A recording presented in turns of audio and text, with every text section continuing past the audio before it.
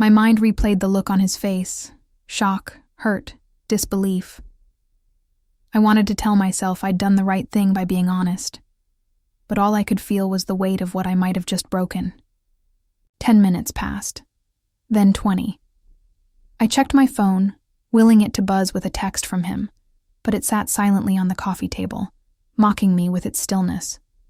When the door finally opened, I flinched. Ben walked in, his face pale and his hands shoved deep into his pockets. He didn't look at me as he sat down in the chair across from me, leaning forward with his elbows on his knees. "Okay," he said, his voice calm but brittle. "Let's talk about this." I blinked, caught off guard by his composure. "Talk about what?" "About what you just told me," he said, meeting my eyes for the first time. "About you not being attracted to me anymore. Let's figure it out." I swallowed hard. "Ben, I don't think this is something we can just fix. It's not like there's a switch I can flip." "Maybe not," he said, his voice steady. "But if we're going to move forward, I need to know where this is coming from. Is it something I've done? Something I haven't done? Are you bored? Is there someone else?" His last question hit me like a slap, and I shook my head vehemently. "No, God no, Ben. There's no one else, I swear. This isn't about anyone else." "Then what is it about?" he asked, his voice cracking slightly. "Help me understand, Emily, because right now, I feel like you just dropped a bomb on me and walked away." I took a deep breath, trying to find the words to explain something I barely understood myself. "I don't know how to explain it," I said finally. "It's not something you've done or haven't done. It's just a feeling, or the absence of one. And I hate myself for it, Ben. Because you don't deserve this. You don't deserve to feel like you're not enough when you're everything anyone could ever want." He leaned back in his chair, his jaw tightening as he processed my words. "So what? You're just broken, and I'm supposed to accept that? Is that what you're saying?" "Maybe," I admitted, tears spilling over. "Maybe I am broken. Or maybe we both are. I don't know. I just know that I couldn't keep pretending anymore. It wasn't fair to you." He let out a bitter laugh, shaking his head. "Fair to me? You think this is fair to me? Emily, I've spent years trying to be the best husband I can be for you. I've loved you, supported you, put up with your bad days and your moods, and now you're telling me it wasn't enough? That I'm not enough?" "That's not what I'm saying," I said, my voice trembling. "I'm saying I don't know. What's wrong with me? I wish I could tell you, but I can't. I've tried to figure it out, Ben. I've tried so hard. But the more I try, the more I feel like I'm losing myself, and us." He stood up suddenly, pacing the room as he ran his hands through his hair. "So, what? You're giving up? You're ready to throw it all away because you don't feel a spark anymore?" "I don't want to give up," I said, my voice breaking. "I just don't know how to move forward when I feel this way. I don't know how to fix something I don't understand." He stopped pacing and turned to look at me, his eyes filled with an emotion I couldn't quite place. "Do you even want to fix this, Emily? Or are you telling me this because you're looking for an excuse to leave?" The question hit me like a punch to the gut, and I stared at him, unable to answer. Did I want to leave? Or was I just desperate for something, anything, to change? "I don't know," I whispered finally. Ben let out a long, shaky breath and nodded slowly. "Okay," he said, his voice low. "Then I guess we're both in the dark."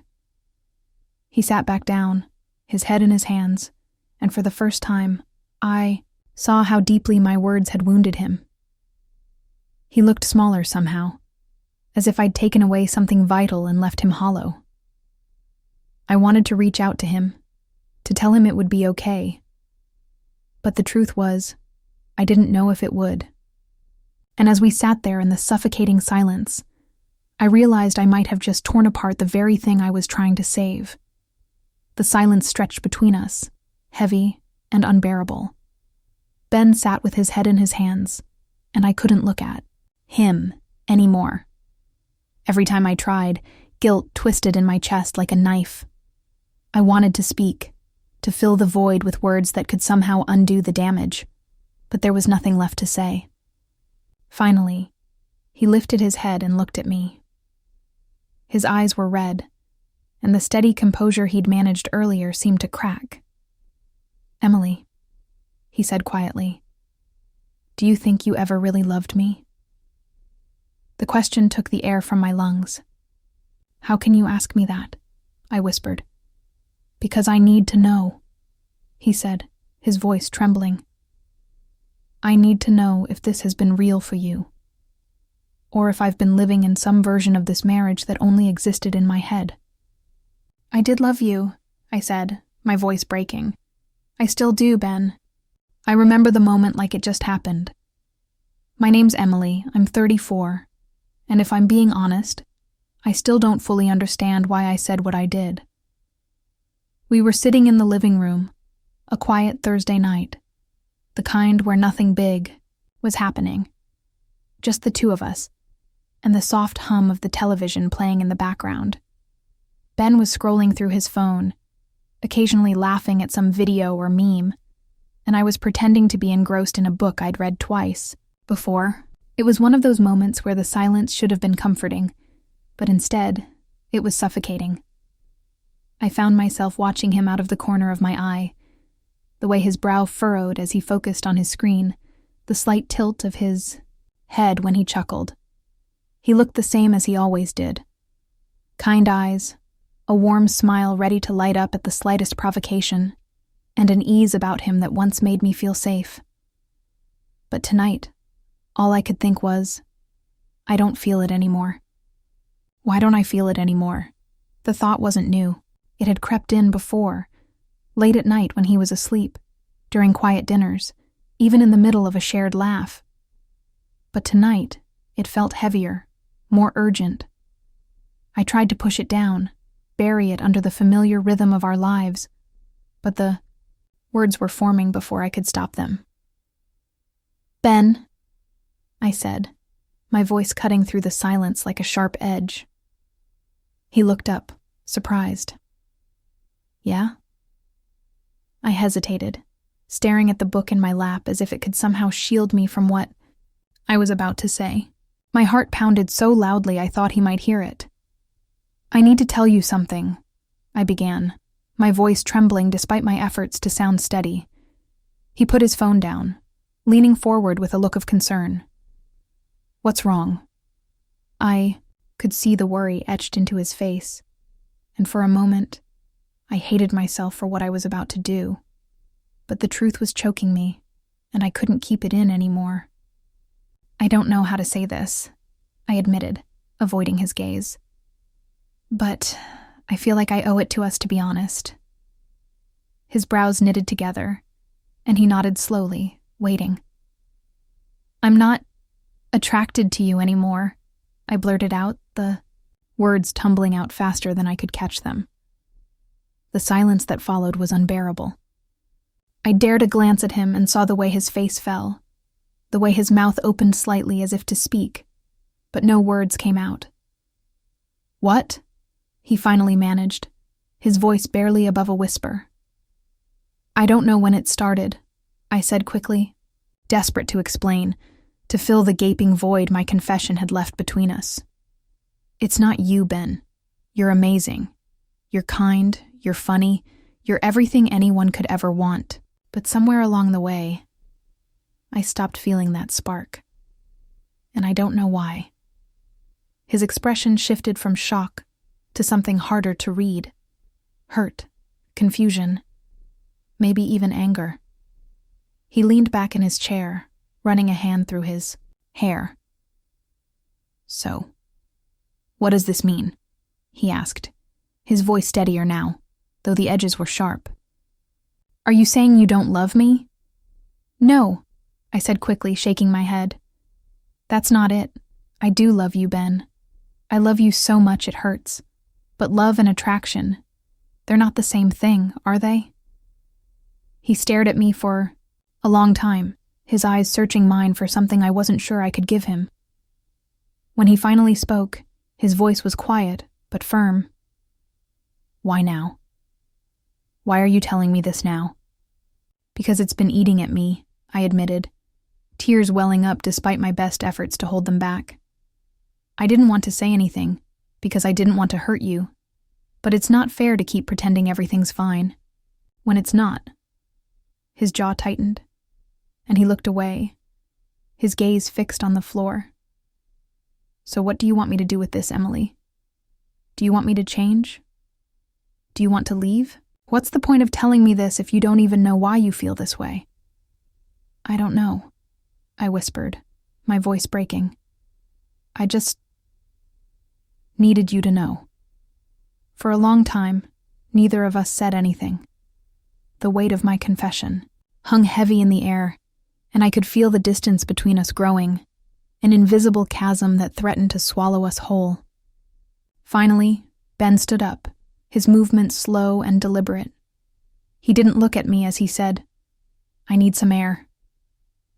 And just like that, he was gone, the door clicking shut behind him. I sat there alone, the silence now deafening, wondering if I'd just destroyed everything, or if this was the first step toward something real. The door closed with a soft click, but the sound reverberated through my chest like a cannon blast.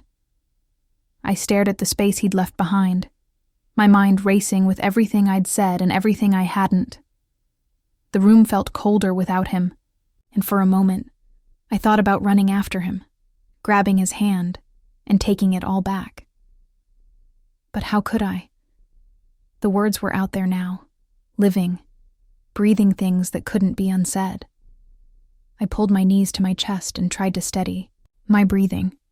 I told myself I was giving him space, but deep down, I was terrified of what he might say if I did call.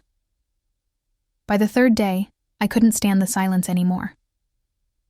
I picked up my phone, scrolling through old photos of us. There we were at the beach, his arm around me as the wind whipped through our hair. There we were at a friend's wedding, laughing as we danced to a terrible pop song. And there we were on our first anniversary, grinning at the camera as if we'd figured out the secret to happiness. Looking at those photos, I felt a pang of longing, not just for Ben, but for the person I used to be. The person who looked at him with unbridled love and admiration, who couldn't imagine a life without him. Where had that person gone? I found myself replaying our conversation over and over, dissecting every word, every look, every moment of silence. Had I said too much? Had I not said enough? Was there a way to fix this? Or had I burned the bridge completely? It wasn't until a week later that Ben finally called. I almost dropped my phone when his name appeared on the screen. My heart raced as I hesitated for a moment before answering. "Hello?" I said, my voice shaky. "Hi," he said. His tone was cautious, guarded. "How are you?" "I'm okay," I said, though it was a lie. "How are you?" He let out a short, humorless laugh. "I've been better." Silence hung between us, thick and heavy. I wanted to say something, anything, but I didn't know where to start. "I've been thinking," he said finally, breaking the tension. "About what you said. About us." "Me too," I said quickly. "I haven't stopped thinking about it." "And?" he asked, his voice careful. "And I don't know," I admitted. "I feel like I've been trying to make sense of something that doesn't have an easy answer." Ben sighed, and I could hear the exhaustion in it. "Emily, I don't need easy answers. I just need the truth. Do you think there's still something here worth saving? Or are we just holding on because it's what we're supposed to do?" His words hit me hard because they were the same questions I'd been asking myself. "I don't know," I said honestly. I want there to be, but I don't know if wanting is enough. I've been thinking about that too, he said. And I think maybe we've been holding on to the idea of what we used to be instead of facing what we are now. Maybe we've both been too afraid to admit that things have changed. I felt tears welling up again, but I blinked them back. I don't want to lose you, I said softly. But I don't know how to get back to what we had. Maybe we can't, he said. Maybe we're not supposed to. Maybe we're supposed to figure out what we want now, not what we used to want. The line went quiet for a moment, and I could hear him breathing on the other end. Emily, he said, finally, I think we need to talk in person.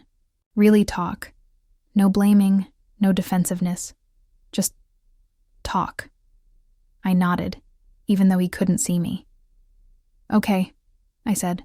When? Tomorrow, he said. I'll come by around 7. Okay, I said again, my voice barely above, a whisper. After we hung up, I sat there staring at my phone. For the first time in days, I felt something other than guilt or regret. It wasn't hope exactly, but it was something close. I didn't know what tomorrow would bring. I didn't know if we could fix what was broken, or if we'd decide to let it go. But for the first time in a long time, I felt like we were finally ready to face the truth, whatever it turned out to be.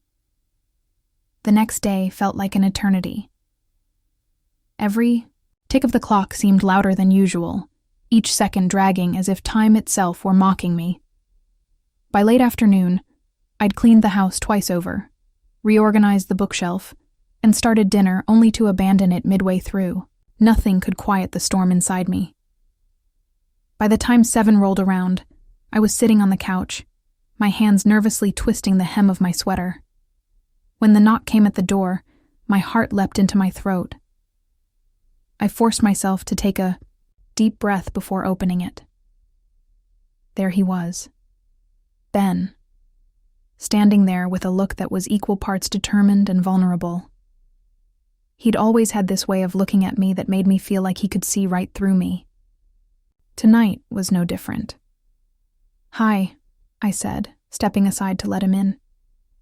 Hi, he replied, brushing past me. He looked around the living room, his gaze lingering on the throw pillows I'd obsessively fluffed earlier. You cleaned. I shrugged, trying to play it off. I had time. He nodded, his lips pressing into a thin line. Can we sit? Yeah, of course. We sat across from each other, him in the armchair and me on the couch. The distance between us felt symbolic, a chasm that had grown over time and now lay, exposed. Ben leaned forward, resting his elbows on his knees. I've been thinking a lot about us, Emily, about what you said and what it means, and I realized something. I braced myself, unsure of what was coming. What? I don't want you to think this is about love. It's not. I just don't feel that same pull anymore. That excitement.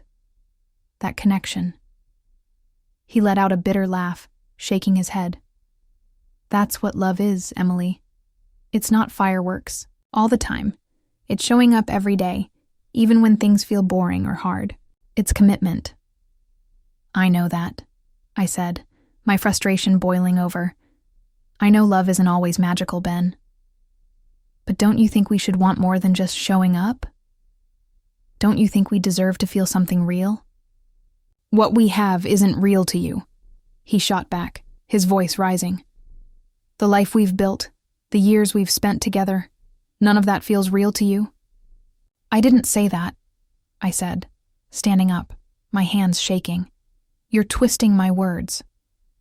Maybe because your words don't make sense, he said, his tone sharp. You're sitting here telling me I'm everything anyone could want, but somehow that's not enough for you. Do you know how that feels? To be told you're perfect and still not wanted? His words cut deep, and I felt my anger evaporate, replaced by an overwhelming sense of shame. "I don't know how to make you understand," I said softly. "I'm not trying to hurt you, Ben. I'm trying to figure out what's wrong with me." "Maybe it's not just you," he said, his voice quieter now. "Maybe it's us." The room seemed to shift with his words. I looked at him, and for the first time, I saw the exhaustion in his face, the weight he'd been carrying that I'd been too consumed by my own feelings to notice. "What do you mean?" I asked. "I mean, maybe we've both been pretending," he said. "You think I haven't noticed how distant you've been? How you pull away when I try to touch you? Or how you always seem a little happier when I'm not around? I've felt it, Emily. I just didn't want to admit it." The truth of his words hit me like a tidal wave. "Why didn't you say anything?" I asked, my voice barely above a whisper. "Because I didn't want to lose you," he said simply. "And I thought if I just kept loving you, if I just kept trying, you'd come back to me." I sank back onto the couch, my legs suddenly too weak to hold me. His confession felt like a mirror to my own, and I hated what I saw in it. "I never wanted you to feel like that," I said, tears streaming down my face. "I didn't know you felt that way." "Of course you didn't," he said, his voice tinged with bitterness. "You were too busy convincing yourself that this was all your fault, that you were the only one who was unhappy." His words stung, but I couldn't argue with them. He was right. I'd been so consumed by my own feelings that I'd never stopped to consider his. "So what do we do now?" I asked, my voice trembling. "Where do we go from here?" Ben sighed, leaning back in his chair and staring at the ceiling. "I don't know," he said after a long pause. "But I can't fix this for you, Emily. I can't make you want me again. And I can't keep pretending everything's okay when it's not." I nodded, wiping at my eyes. "I don't want to pretend anymore either," I said. We sat in silence. For a while, the weight of our words settling over us like a thick fog. For the first time, I felt the enormity of what I'd done, what we'd done to each other without even realizing it. "I think we need time," he said finally. "Time to figure out what we really want, apart from each other." The thought of being apart from him felt like a knife to the chest, but I knew he was right. "Okay," I said softly. Ben stood, looking at me with a mixture of sadness and resolve. "I'm going to stay at my brother's for a while," he said. "I think we both need space." I nodded, unable to speak. He packed a bag quickly, and before I knew it, he was standing by the door. He hesitated for a moment, looking back at me. "I hope you figure it out, Emily," he said quietly. "For both our sakes." And then he was gone. This time when the door closed, it sounded final. After Ben left, the house felt impossibly quiet. It wasn't the comforting silence of two people coexisting in their own spaces. It was the kind of silence that presses on your chest, that fills every corner with a suffocating emptiness. I sat on the couch for what felt like hours, staring at the door as if willing him to come back. But he didn't. The first night alone was the hardest. I climbed into bed, surrounded by the familiar scent of him on the sheets, and felt the full weight of my confession settle on me. I'd spent so much time agonizing over my feelings, wondering whether I was wrong for not wanting more, that I'd never stopped to consider what would happen if I actually said the words aloud. Now I couldn't escape the reality of it. The days that followed were a blur. I went through the motions: work, errands, eating when I remembered to, sleeping when I couldn't keep my eyes open any longer. I didn't hear from Ben, and I didn't reach out to him. Ben stood there, looking the same, and yet somehow different. His face was softer, less guarded. He stepped aside to let me in, and I walked into the familiar space that now felt oddly foreign. "Thanks for coming," he said, closing the door behind me. "Thanks for asking me," I replied. We stood there awkwardly for a moment before he gestured toward the couch. "Do you want to sit?" I nodded and followed him to the living room. We sat on opposite ends of the couch, the distance between us feeling both necessary and unbearable. "How have you been?" he asked, breaking the silence. "I've been figuring things out," I said carefully. "Trying to figure out who I am without you." He nodded, his gaze steady. "Me too. It's been weird. Good, but weird." We both laughed softly, the sound easing some of the tension. "I realized something," he said, leaning forward, with his elbows on his knees. "I've been blaming myself for a lot of what's happened between us, thinking I wasn't enough for you. But I think I've finally accepted that it's not about being enough. It's about being right for each other." His words hit me like a punch to the gut. I'd spent so much time thinking about what I was missing. I hadn't considered that he might feel the same. "I've been thinking about that too," I said quietly. "And I think maybe we were both trying to force something that wasn't there anymore. Not because we didn't love each other, but because we were afraid of what it would mean if we admitted it." He nodded, his eyes glistening. "I do love you, Emily. That's never been the issue. But I think we've outgrown what we were, and maybe that's okay." The words hung in the air, and I felt a mix of relief and sorrow wash over me. "So where does that leave us?" I asked, my voice trembling. "I think it leaves us with a choice," he said.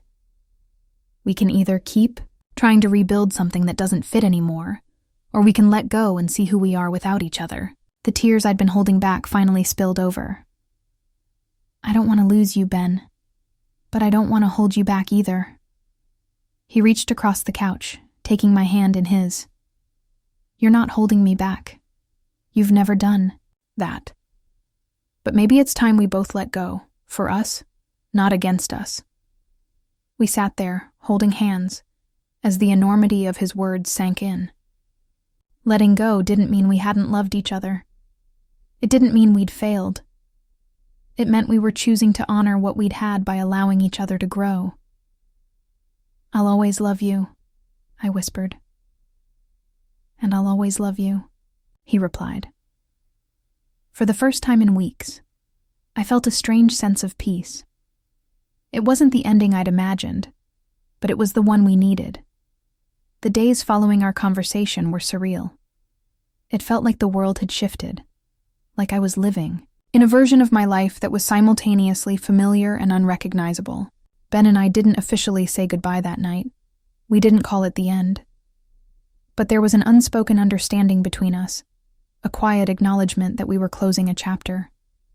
I spent a lot of time reflecting, replaying the moments that had led us here. It wasn't just about that one conversation where I'd confessed my feelings. It was about years of small, unspoken truths that had accumulated like dust in the corners of a room. We'd ignored them for so long, convincing ourselves they didn't matter. But they did. One evening, I found myself sifting through a box of old keepsakes, photos, ticket stubs, little notes we'd written to each other over the years. Each item felt like a time capsule, a snapshot of who we'd been at different points in our relationship. There was a picture of us on our first trip together, standing in front of a waterfall, laughing like we didn't have a care in the world. There was a napkin with a doodle Ben had drawn during one of our early dates, a silly little sketch that had made me laugh so hard I cried. As I looked through everything, I felt a strange mix of emotions. Nostalgia, of course, but also gratitude. Even with all the pain and confusion of the past few months, I couldn't bring myself to regret the time we'd spent together. Ben had been my partner, my confidant, my safe place. And even though we were on different paths now, he'd shaped a part of me that I would carry forever. A week later, Ben called. "Hey," he said, his voice soft but steady. "How are you?" I'm okay, I replied. How are you? Good, he said. I've been thinking about us, about what we talked about. Me too, I said, bracing myself. I think it's time, he said after a pause. Time for us to really say goodbye. The words hit me like a punch to the chest, even though I'd been expecting them. Yeah, I said, my voice barely above a whisper. I think so too. We agreed to meet at our favorite park, the one where we'd spent countless afternoons walking and talking, dreaming about the future. It felt fitting in a bittersweet way to end things there. I realized that I've been so focused on trying to make you happy, I forgot to ask if I was happy, he said, his voice steady but soft. The admission stunned me. Ben had always been the steady one, the rock in our relationship. To hear him admit doubt in his own happiness made me feel like I'd been blind. Are you? I asked, my voice barely above a whisper. I don't know, he admitted. I think I convinced myself that if you were happy, then I was too. But maybe that wasn't fair to either of us, I nodded, swallowing hard. I think I've been doing the same thing, trying to force myself to be happy because I thought that's what I was supposed to feel. And when I didn't feel it, I blamed myself. He looked at me, his eyes searching, mine. Do you think we've been trying so hard to hold on to what we had that we didn't see it slipping away? I felt tears prick at the corners of my eyes, but I refused to let them fall. Maybe, I said. Or maybe we just didn't know how to fight for it the right way. Ben leaned back in the chair, running a hand through his hair. I don't want to fight you, Emily. I never have, but I don't know how to fix this if we're not fighting for the same thing. What do you want, Ben? I asked, my voice trembling. He looked at me for a long moment before answering. I want us to figure out what's real, if this is still real. I want to know if we're holding on because we're scared to let go, or because we still believe in us. His words hung in the air, heavy and raw. I felt like I was standing on the edge of a cliff, staring into the unknown.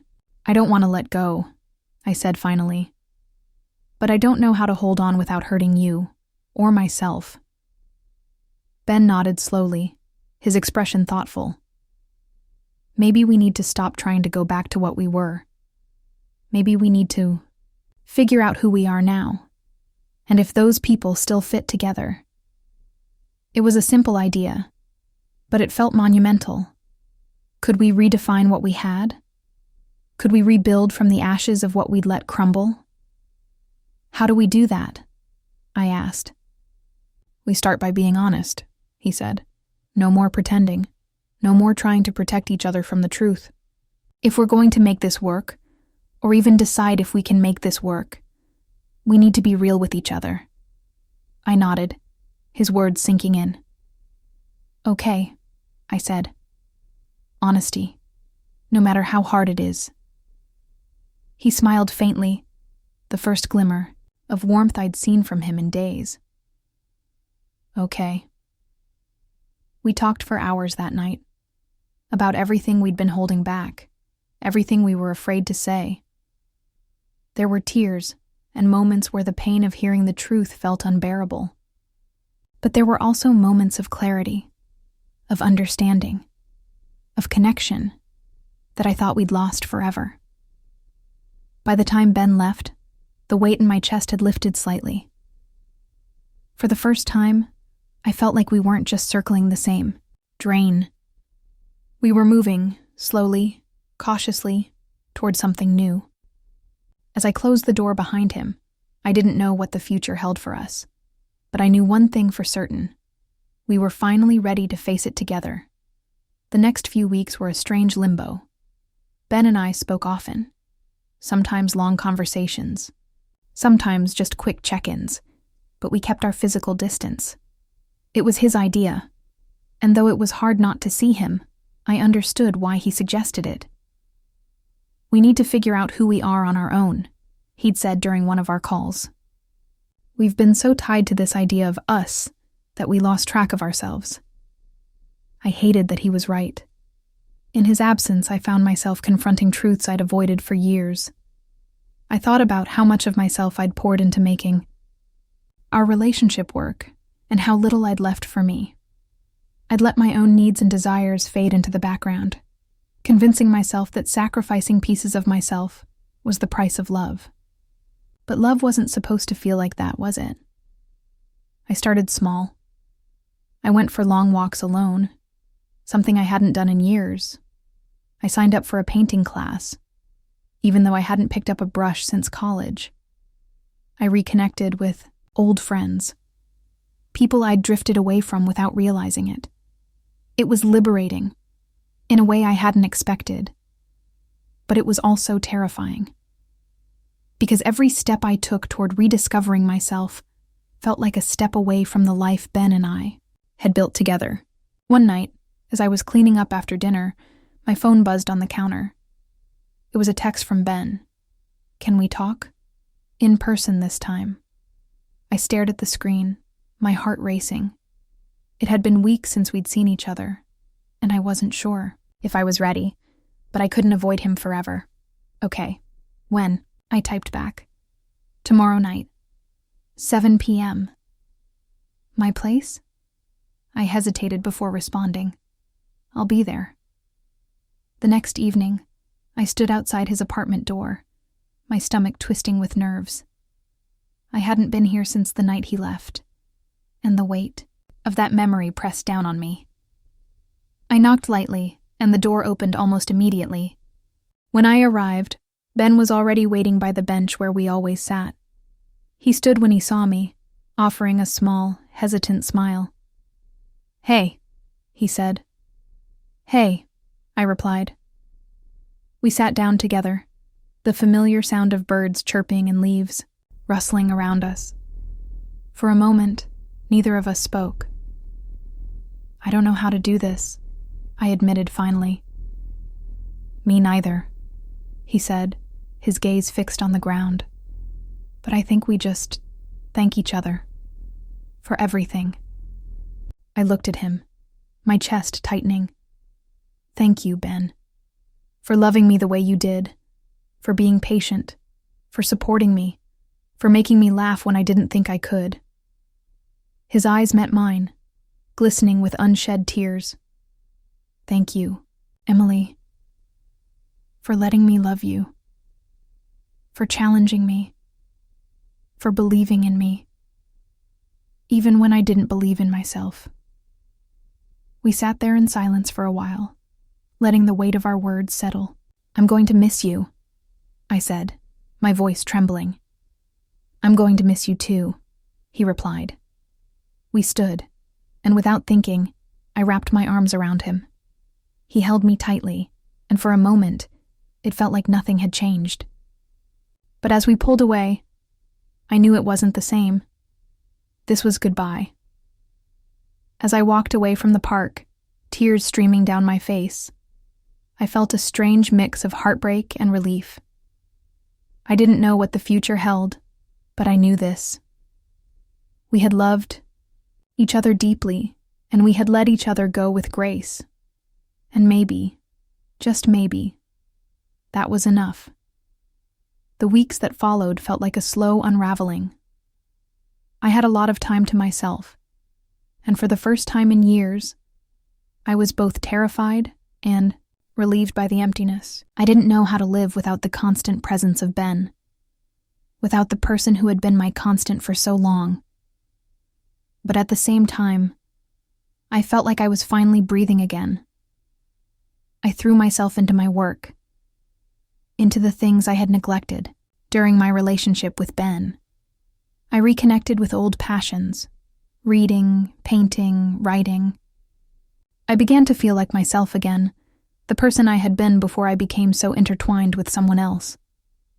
It wasn't easy, and there were nights I found myself staring at the empty space beside me, wondering if I'd made a mistake. But then, I remembered the conversations with Ben, The way we had both acknowledged that we couldn't keep holding on to something that no longer fit us. And somehow that made it easier. I ran into Ben one afternoon at the coffee shop we used to frequent. I hadn't expected it, and the moment I saw him, my heart gave a small jolt. He looked the same. Older, perhaps, but still Ben. He spotted me across the room and waved, and I forced a smile, my hands trembling as I walked toward him. "Hey," he said, standing up when I reached the table. "It's good to see you."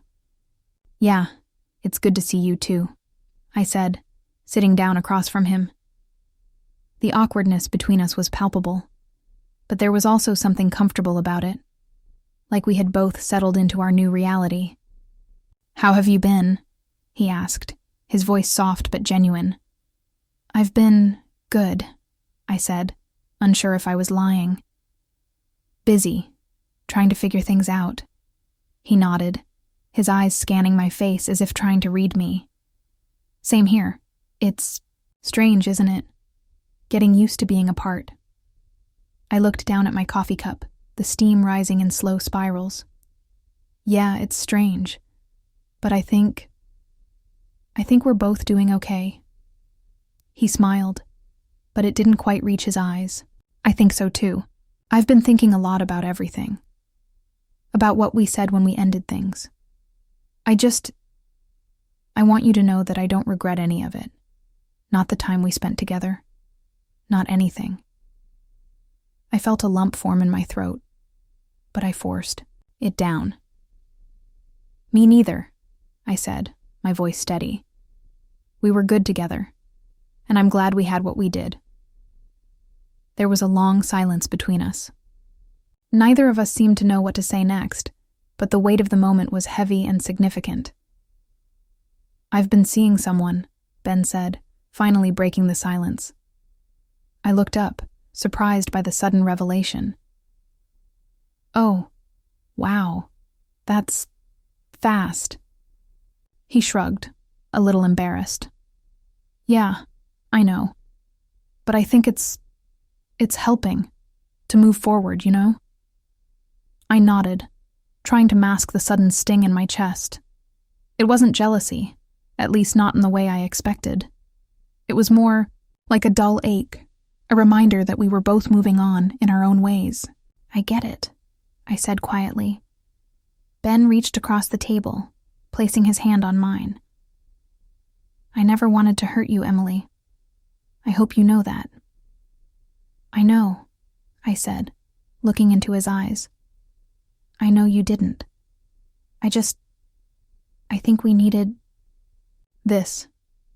We needed to find out who we are without each other. And maybe one day, that'll be enough to let us stay in each other's lives, just in a different way." He squeezed my hand, his eyes softening. "Yeah, maybe it will." We sat there for a while, talking about everything and nothing, our work, our friends, our lives after everything had changed. The conversation flowed easily, like the years we'd spent together had finally led us to this moment of quiet understanding. When we stood to leave, we didn't hug, but we exchanged a lingering look, a look that said everything we hadn't been able to say. "Take care of yourself, Emily," he said, his voice low but sincere. "I will," I replied, my throat tight. "You too." As I walked away from the coffee shop, I felt a sense of finality settle over me. The ache in my chest was still there, but it was no longer a jagged wound. It was a scar, something I could live with. I knew I was going to be okay. And in that moment, I realized that sometimes love doesn't mean forever. It means learning when to let go and trusting that, even if the story ends, it was still worth writing. If this story resonated with you, I'd love to hear your thoughts. Have you ever had to let go of someone you loved? Share your experiences in the comments below.